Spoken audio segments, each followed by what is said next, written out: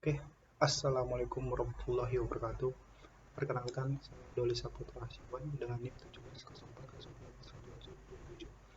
Jadi di sini saya akan menjelaskan presentasi hasil yang saya amati untuk mata kuliah manajemen keuangan. Jadi berjudul pengukuran kinerja keuangan. Jadi di sini saya akan menyampaikan materi apa saja yang ingin saya sampaikan. Yang pertama itu definisi, fungsi, tujuan, faktor-faktor yang mempengaruhi, teknik analisis keuangannya, kemudian manfaatnya. Jadi yang pertama definisi. Di sini saya akan menyampaikan apa sih definisi dari kinerja keuangan. Jadi kinerja keuangan itu adalah kemampuan dalam menghasilkan penjualan, kemampuan dalam mengembalikan modal usaha, serta kemampuan utangnya yang digunakan untuk berbelanja aktiva. Kemudian apa sih laporan keuangan itu? Laporan keuangan itu yaitu data yang mutlak dibutuhkan untuk menilai kinerja keuangan perusahaan, dan pada umumnya penilaian kinerja keuangan perusahaan yang digunakan di Indonesia itu adalah analisis rasio keuangan. Jadi saya akan menyampaikan apa sih pengertian dari rasio keuangan. Jadi, rasio keuangan itu adalah indeks yang mempunyai hubungan relevan dan signifikan antara dua angka dalam pos-pos laporan keuangan dengan membandingkan angka-angka tersebut dalam satu periode atau beberapa periode dalam rangka membantu mengevaluasi suatu laporan keuangan.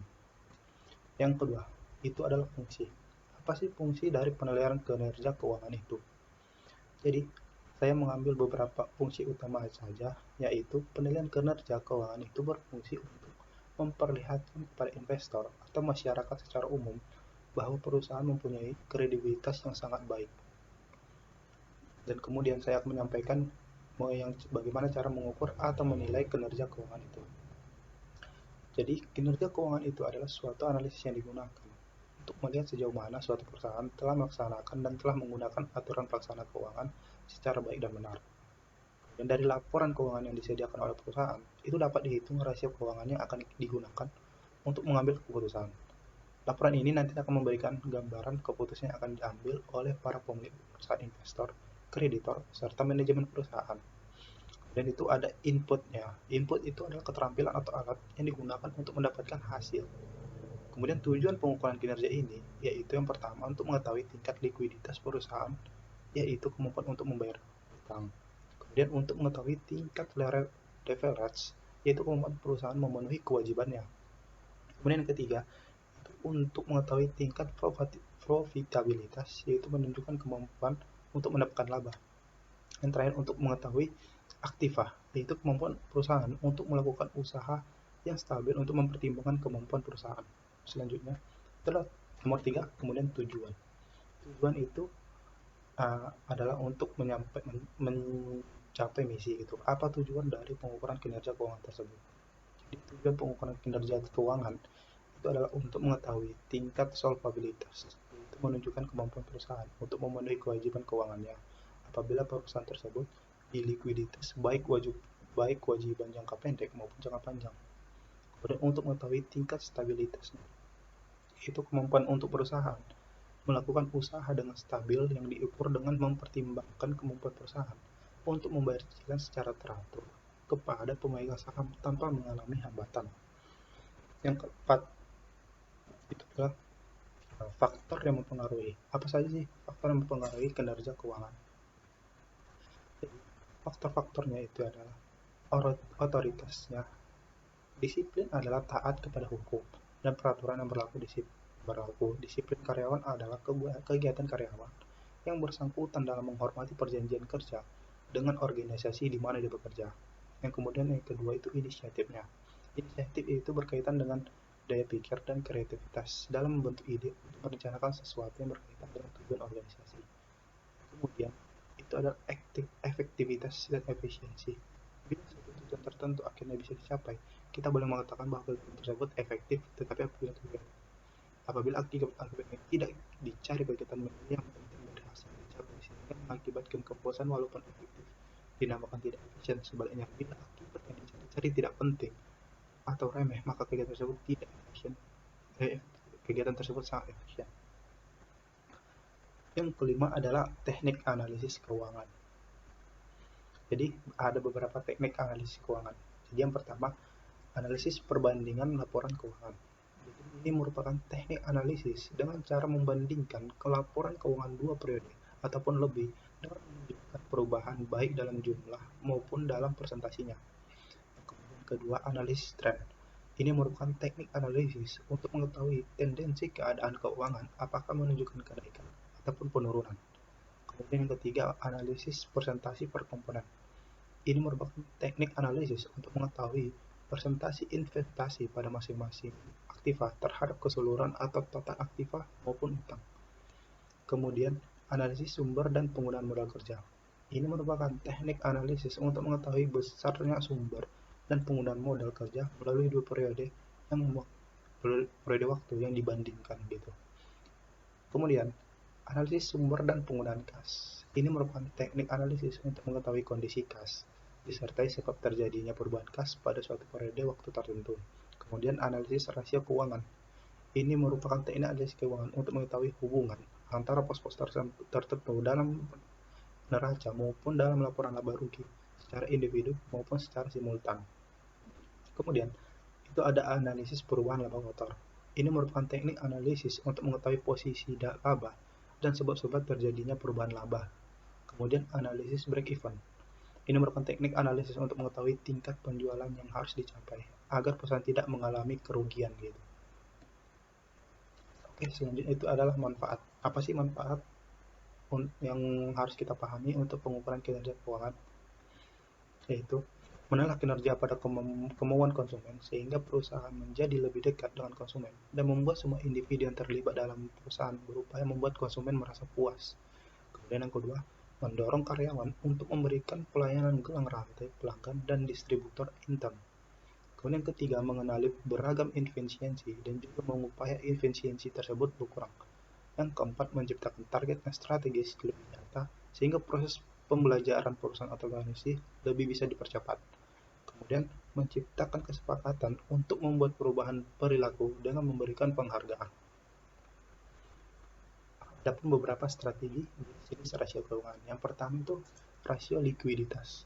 Ini kemampuan perusahaan untuk memenuhi kewajiban finansial yang berjangka pendek tepat pada waktunya. Yang kemudian rasio aktiva. Itu adalah sejauh mana efisiensi perusahaan dalam menggunakan aset untuk memperoleh penjualan. Kemudian ada rasio solvabilitas, yaitu menunjukkan kapasitas perusahaan untuk memenuhi kewajiban angka pendek maupun jangka panjang. Yang terakhir itu adalah rasio profitabilitas, untuk mengukur kemampuan perusahaan memperoleh laba baik dalam hubungan dengan penjual, aset maupun modal sendiri. Oke, yang pertama itu rasio likuiditas. Jadi ini rasio likuiditas yang meliputi yang pertama current ratio.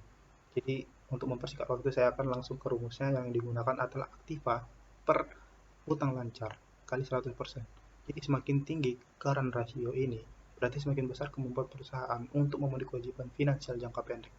Aktivitas lancar yang termasuk kas, surat berharga, piutang, dan persediaan. Kemudian yang kedua itu quick ratio.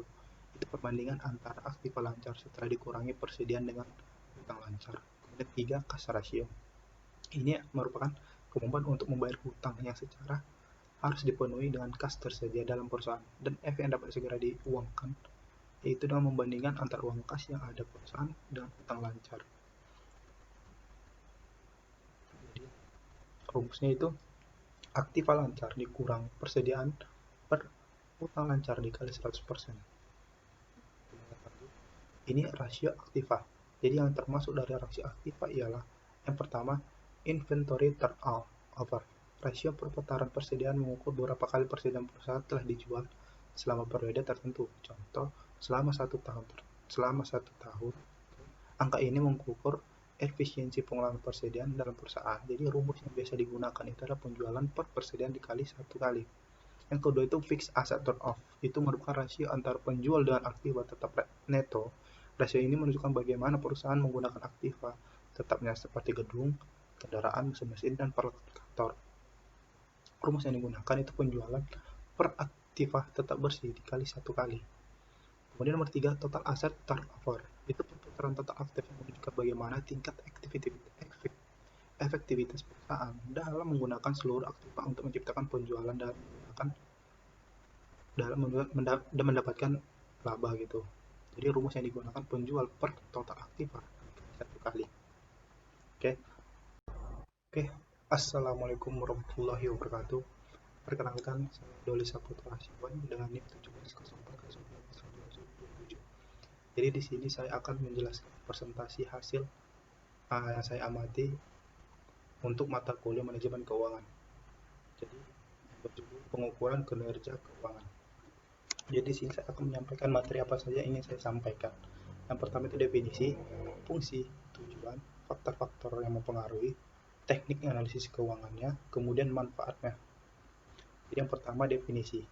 Di sini saya akan menyampaikan apa sih definisi dari kinerja keuangan.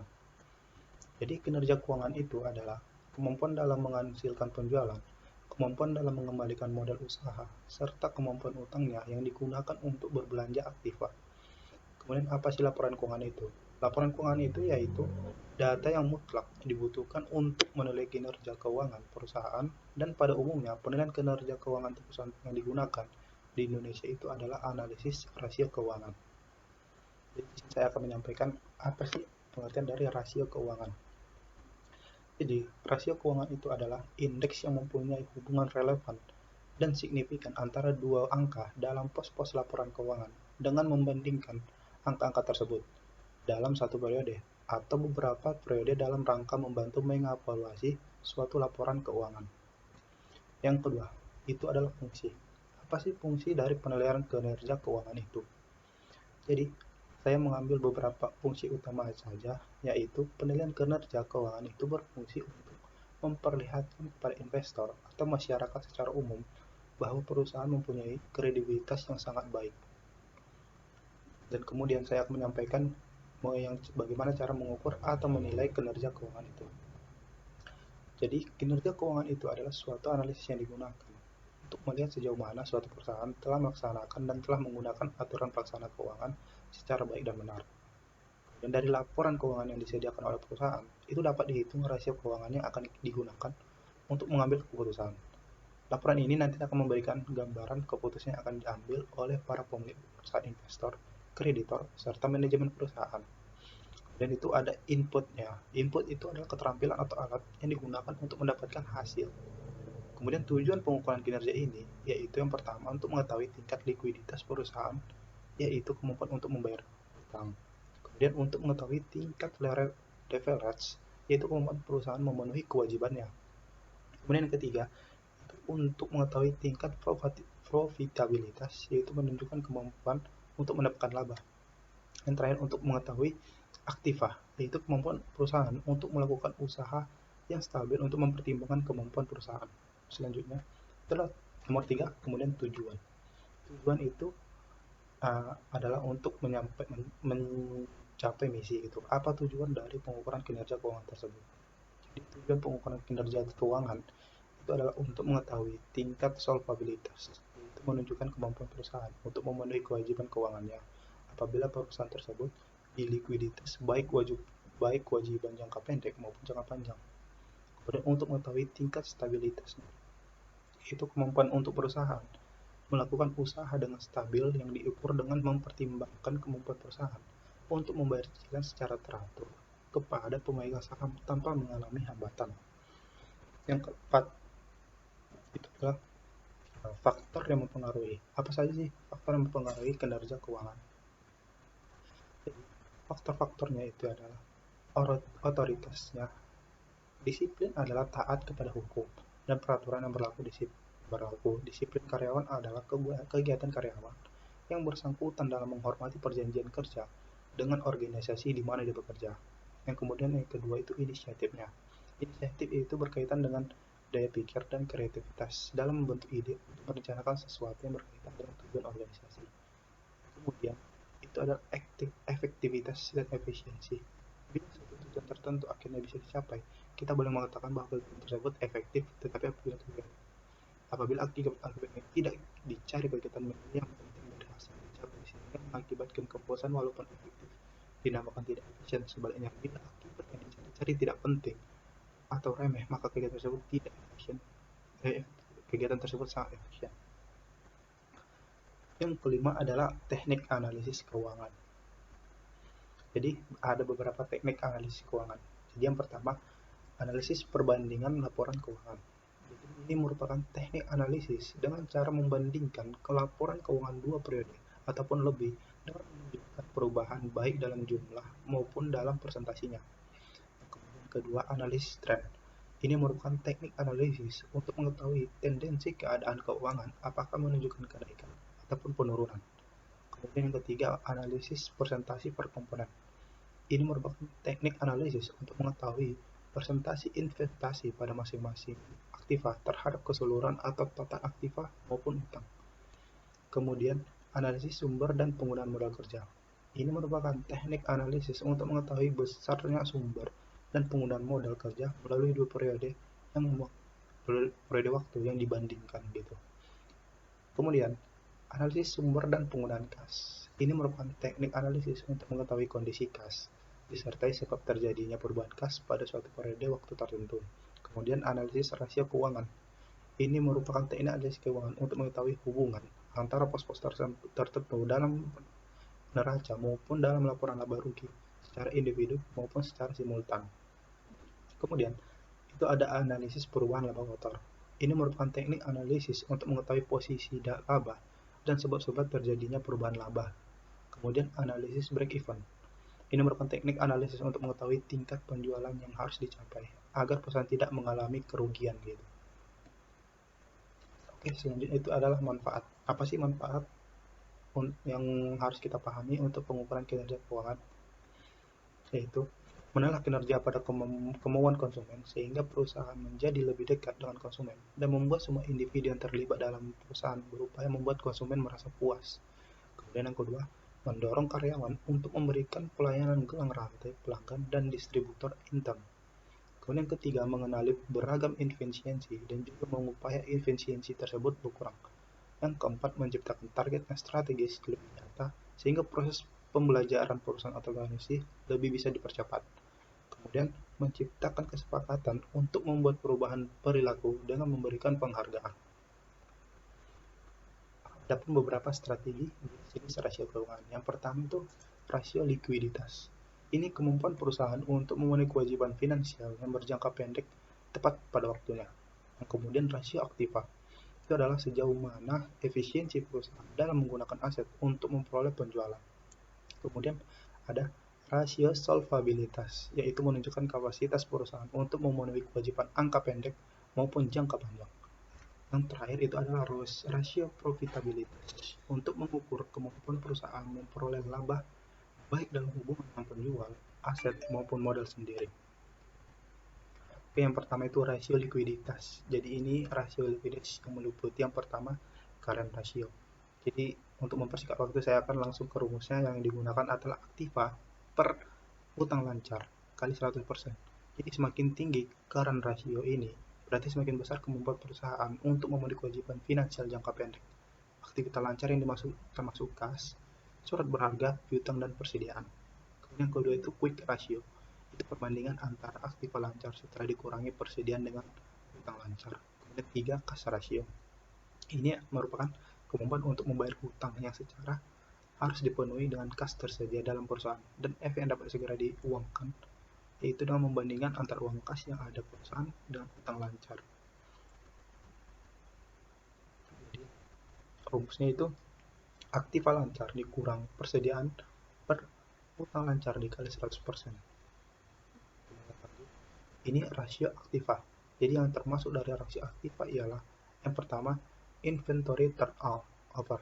Rasio perputaran persediaan mengukur beberapa kali persediaan perusahaan telah dijual selama periode tertentu. Contoh, selama satu tahun. Angka ini mengukur efisiensi pengelolaan persediaan dalam perusahaan. Jadi rumus yang biasa digunakan itu adalah penjualan per persediaan dikali satu kali. Yang kedua itu fixed asset turnover. Itu merupakan rasio antara penjual dengan aktiva tetap neto. Rasio ini menunjukkan bagaimana perusahaan menggunakan aktiva tetapnya seperti gedung, kendaraan, mesin-mesin, dan peralatan kantor. Rumus yang digunakan itu penjualan per aktiva tetap bersih dikali satu kali. Kemudian nomor 3, total asset turnover. Itu perputaran total aktif yang menunjukkan bagaimana tingkat efektivitas perusahaan dalam menggunakan seluruh aktiva untuk menciptakan penjualan dan mendapatkan laba gitu. Jadi rumus yang digunakan penjual per total aktiva satu kali. Oke, oke. Assalamualaikum warahmatullahi wabarakatuh.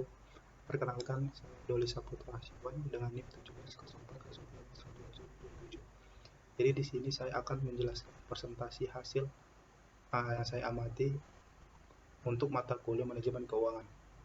Jadi berjudul pengukuran kinerja keuangan. Jadi di sini saya akan menyampaikan materi apa saja yang ingin saya sampaikan. Yang pertama itu definisi, fungsi, tujuan, faktor-faktor yang mempengaruhi, teknik analisis keuangannya, kemudian manfaatnya. Jadi yang pertama definisi. Di sini saya akan menyampaikan apa sih definisi dari kinerja keuangan.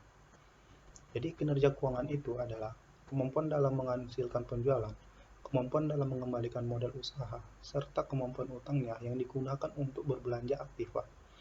Kemudian apa sih laporan keuangan itu? Laporan keuangan itu yaitu data yang mutlak dibutuhkan untuk menilai kinerja keuangan perusahaan, dan pada umumnya penilaian kinerja keuangan perusahaan yang digunakan di Indonesia itu adalah analisis rasio keuangan. Jadi saya akan menyampaikan apa sih pengertian dari rasio keuangan. Jadi rasio keuangan itu adalah indeks yang mempunyai hubungan relevan dan signifikan antara dua angka dalam pos-pos laporan keuangan dengan membandingkan angka-angka tersebut dalam satu periode atau beberapa periode dalam rangka membantu mengevaluasi suatu laporan keuangan. Yang kedua, itu adalah fungsi. Apa sih fungsi dari penilaian kinerja keuangan itu? Jadi, saya mengambil beberapa fungsi utama saja, yaitu penilaian kinerja keuangan itu berfungsi untuk memperlihatkan kepada investor atau masyarakat secara umum bahwa perusahaan mempunyai kredibilitas yang sangat baik. Dan kemudian saya akan menyampaikan bagaimana cara mengukur atau menilai kinerja keuangan itu. Jadi, kinerja keuangan itu adalah suatu analisis yang digunakan untuk melihat sejauh mana suatu perusahaan telah melaksanakan dan telah menggunakan aturan pelaksana keuangan secara baik dan benar. Dan dari laporan keuangan yang disediakan oleh perusahaan, itu dapat dihitung rasio keuangan yang akan digunakan untuk mengambil keputusan. Laporan ini nanti akan memberikan gambaran keputusan yang akan diambil oleh para pemilik perusahaan, investor, kreditor, serta manajemen perusahaan. Dan itu ada inputnya. Input itu adalah keterampilan atau alat yang digunakan untuk mendapatkan hasil. Kemudian tujuan pengukuran kinerja ini yaitu yang pertama untuk mengetahui tingkat likuiditas perusahaan, yaitu kemampuan untuk membayar utang. Kemudian untuk mengetahui tingkat leverage, yaitu kemampuan perusahaan memenuhi kewajibannya. Kemudian yang ketiga, untuk mengetahui tingkat profitabilitas, yaitu menunjukkan kemampuan untuk mendapatkan laba. Yang terakhir, untuk mengetahui aktiva, yaitu kemampuan perusahaan untuk melakukan usaha yang stabil untuk mempertimbangkan kemampuan perusahaan. Selanjutnya, adalah nomor 3, kemudian tujuan. Tujuan itu adalah untuk mencapai misi gitu. Apa tujuan dari pengukuran kinerja keuangan tersebut? Jadi tujuan pengukuran kinerja keuangan itu adalah untuk mengetahui tingkat solvabilitas, yaitu menunjukkan kemampuan perusahaan untuk memenuhi kewajiban keuangannya apabila perusahaan tersebut ilikuiditas baik kewajiban jangka pendek maupun jangka panjang. Kemudian untuk mengetahui tingkat stabilitasnya, itu kemampuan untuk perusahaan melakukan usaha dengan stabil yang diukur dengan mempertimbangkan kemampuan perusahaan untuk membayar cicilan secara teratur kepada pemegang saham tanpa mengalami hambatan. Yang keempat, itu adalah faktor yang mempengaruhi. Apa saja sih faktor yang mempengaruhi kinerja keuangan? Jadi, faktor-faktornya itu adalah otoritasnya. Disiplin adalah taat kepada hukum dan peraturan yang berlaku. Disiplin karyawan adalah kegiatan karyawan yang bersangkutan dalam menghormati perjanjian kerja dengan organisasi di mana dia bekerja. Yang kemudian yang kedua itu inisiatifnya. Inisiatif itu berkaitan dengan daya pikir dan kreativitas dalam membentuk ide untuk merencanakan sesuatu yang berkaitan dengan tujuan organisasi. Kemudian itu adalah efektivitas dan efisiensi. Bila suatu tujuan tertentu akhirnya bisa dicapai, kita boleh mengatakan bahwa tujuan tersebut efektif, tetapi apabila akibat-akibatnya tidak dicari kegiatan yang penting dari hasil dicapai sehingga mengakibatkan kepuasan walaupun efektif, dinamakan tidak efisien. Sebaliknya, bila akibat yang dicari tidak penting atau remeh, maka kegiatan tersebut tidak efisien. Kegiatan tersebut sangat efisien. Yang kelima adalah teknik analisis keuangan. Jadi ada beberapa teknik analisis keuangan. Jadi yang pertama, analisis perbandingan laporan keuangan.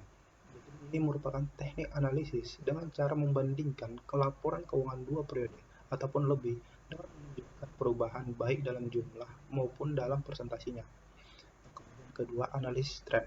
Ini merupakan teknik analisis untuk mengetahui tendensi keadaan keuangan apakah menunjukkan kenaikan ataupun penurunan. Kemudian yang ketiga, analisis presentasi per komponen. Ini merupakan teknik analisis untuk mengetahui presentasi investasi pada masing-masing aktiva terhadap keseluruhan atau total aktiva maupun utang.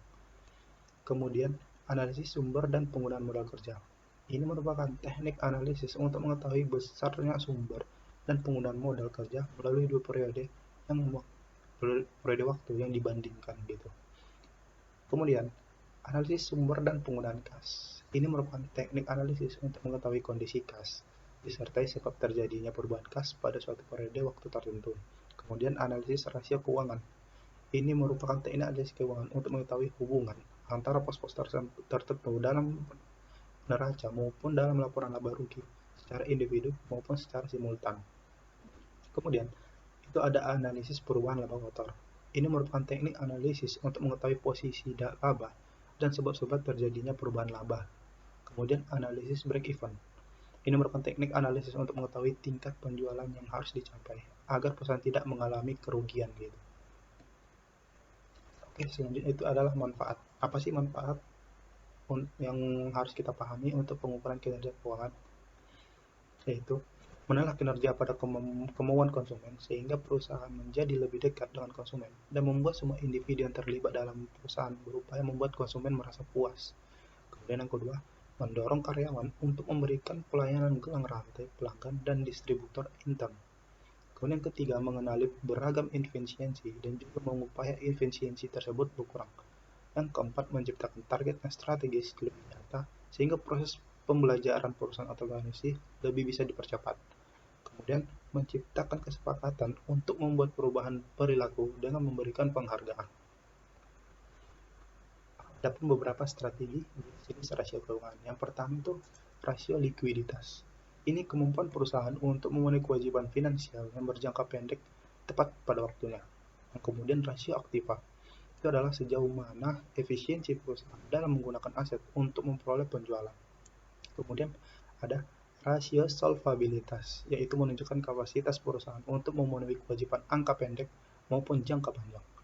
Yang terakhir itu adalah rasio profitabilitas untuk mengukur kemampuan perusahaan memperoleh laba baik dalam hubungan dengan penjual, aset maupun modal sendiri. Oke, yang pertama itu rasio likuiditas. Jadi ini rasio likuiditas yang meliputi yang pertama current ratio. Jadi untuk mempersingkat waktu saya akan langsung ke rumusnya. Yang digunakan adalah aktiva per utang lancar kali 100%. Jadi semakin tinggi current ratio ini, berarti semakin besar kemampuan perusahaan untuk memenuhi kewajiban finansial jangka pendek. Aktivitas lancar yang termasuk kas, surat berharga, piutang, dan persediaan. Kemudian yang kedua itu quick ratio. Itu perbandingan antara aktiva lancar setelah dikurangi persediaan dengan piutang lancar. Kemudian tiga, kas ratio. Ini merupakan kemampuan untuk membayar hutang yang secara harus dipenuhi dengan kas tersedia dalam perusahaan dan efek yang dapat segera diuangkan, yaitu dengan membandingkan antara uang kas yang ada perusahaan dengan hutang lancar. Jadi rumusnya itu aktiva lancar dikurang persediaan per hutang lancar dikali 100%. Ini rasio aktiva. Jadi yang termasuk dari rasio aktiva ialah yang pertama, inventory turnover. Rasio perputaran persediaan mengukur berapa kali persediaan perusahaan telah dijual selama periode tertentu. Contoh, selama satu tahun. Angka ini mengukur efisiensi pengelolaan persediaan dalam perusahaan. Jadi rumus yang biasa digunakan itu adalah penjualan per persediaan dikali 1 kali. Yang kedua itu fixed asset turnover. Itu merupakan rasio antara penjual dengan aktiva tetap neto. Rasio ini menunjukkan bagaimana perusahaan menggunakan aktiva tetapnya seperti gedung, kendaraan, mesin, dan peralatan kantor. Rumus yang digunakan itu penjualan per aktiva tetap bersih dikali 1 kali. Kemudian nomor 3, total asset turnover. Itu perputaran total aktif yang menunjukkan bagaimana tingkat efektivitas perusahaan dalam menggunakan seluruh aktiva untuk menciptakan penjualan dan mendapatkan laba gitu. Jadi rumus yang digunakan penjual per total aktiva 1 kali. Oke, kemudian rasio aktivasi. Yang keempat itu adalah average collection period. Periode pengumpulan piutang, jadi yaitu rata-rata yang diperlukan untuk membuat piutang menjadi kas gitu. Jadi rumus yang digunakan itu piutang per penjualan kredit dikali 360 hari. Yang kelima itu receivable turnover. Jadi ini adalah perputaran piutang menunjukkan kualitas piutang perusahaan dan kesuksesan perusahaan dalam pengumpulan piutang itu. Dan keenam adalah working capital turnover. Jadi digunakan untuk menghitung berapa kali dana yang tertanam dalam modal kerja perusahaan dalam satu tahun. Jadi rumus yang digunakan itu adalah penjualan bersih per aktivitas lancar dikurang utang lancar dikali satu kali, dan juga penjualan kredit per piutang dikali satu kali. Kemudian rasio solvabilitas. Jadi rasio solvabilitas yang diliputinya itu yang pertama total debt to total asset. Jadi rumus yang digunakan itulah total utang per total aktiva dikali 100%, karena rasio ini memperlihatkan proporsi antara kewajiban yang dimiliki dan seluruh kekayaan yang dimiliki. Kemudian yang kedua, total debt to equity ratio. Itu merupakan rasio perbandingan antara total utang dan modal sendiri yang berupa saham dan surat-surat berharga lainnya. Rumus yang digunakan itu adalah total uang per modal sendiri dikali 100%.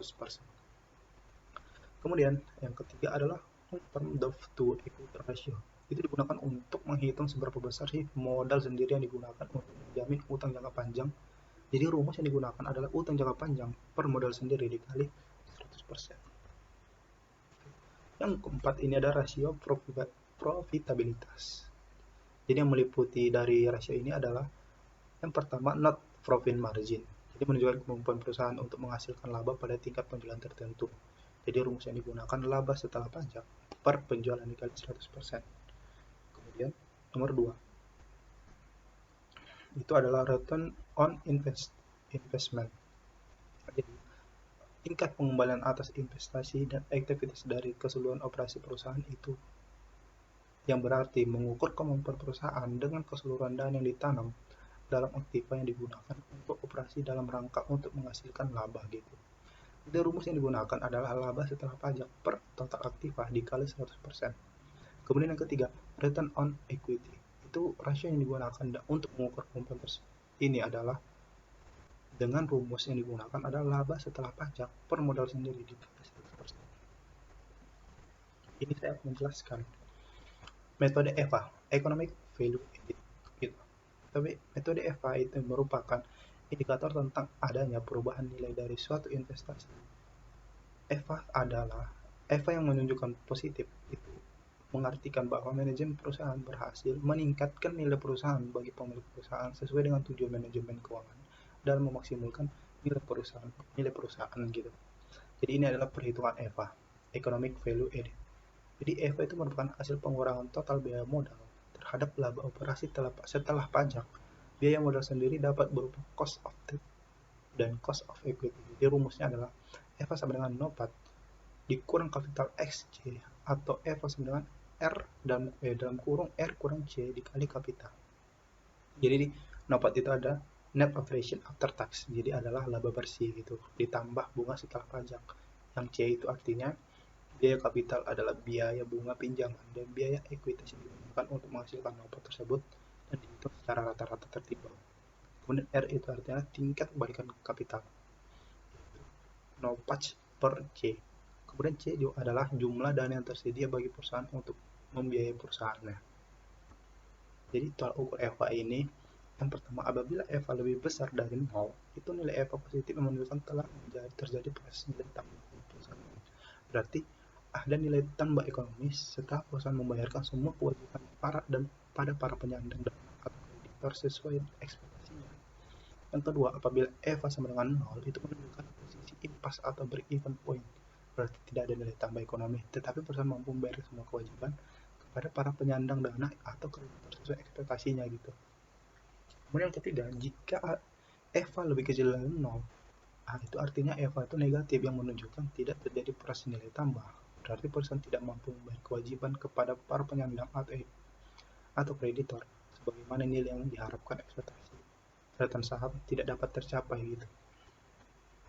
Jadi kesimpulan dari metode EVA ini, yang pertama, EVA itu memfokuskan penilaian pada nilai tambah dengan memperhitungkan beban biaya modal sebagai konsekuensi investasi.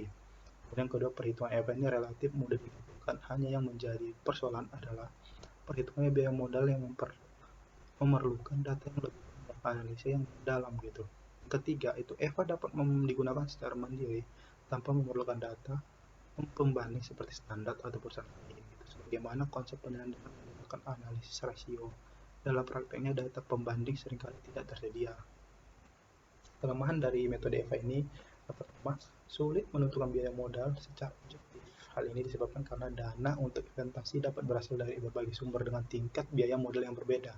Kemudian yang kedua, EVA terlalu bertumpu pada keyakinan bahwa investor sangat mengandalkan pendekatan fundamental, bahwa investor sangat mengambil keputusan untuk menjual atau membeli saham tertentu, padahal faktor-faktor yang justru lebih dominan.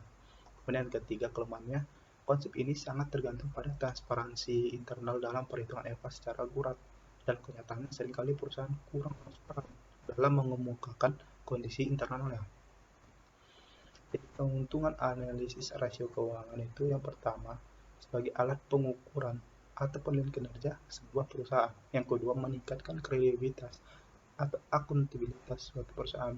Kemudian yang ketiga, menjadi dasar informasi untuk melakukan proyeksi di masa depan yang akan mendatang gitu. Dan yang keempat, memberikan langkah-langkah untuk perbaikan perusahaan atau evaluasi terhadap perusahaan tersebut.